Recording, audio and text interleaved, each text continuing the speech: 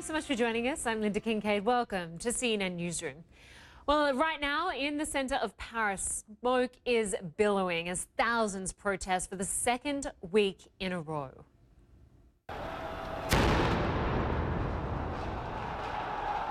This was the scene just moments ago along the Champs-Élysées.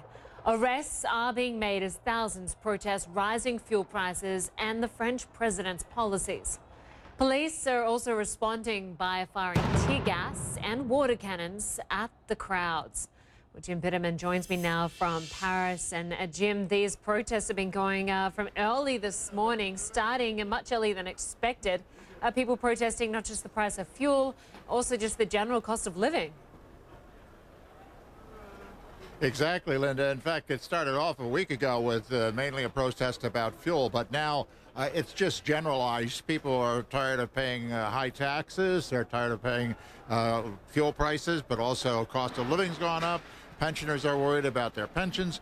So it's just a generalized protest against President Macron, whose popularity rating has been plummeting down to 25%, according to the latest public opinion polls. Now, let me just show you what's been going on here for the last 7 hours. It started off with a fairly minor confrontation with police, but now it's developed this afternoon into these barricades that are set afire. The police running after the demonstrators.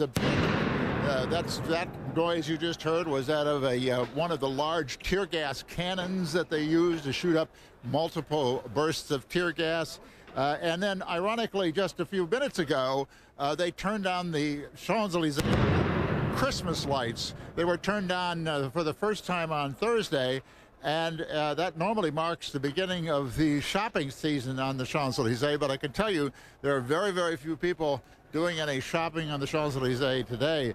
This has been going on for some time, and the way it looks, the police are letting the demonstrators continue and will probably not move in on them unless there's serious damage. About the most serious damage we saw is there's a construction crane down here in the streets that was set on fire, and the entire cab of that rather large construction crane was devastated by the fire that burned it out entirely. Linda? Yeah, Jim, I can only imagine would-be shoppers are staying well clear of that scene right now. I understand fuel prices are meant to increase again in January. Any indication this could be resolved before then? Well, I think so. I think one of the things that we got a hint about was that President Macron may be retreating slightly on his obsession to reform here. He's been quite resolute about saying that he's going to reform the economy.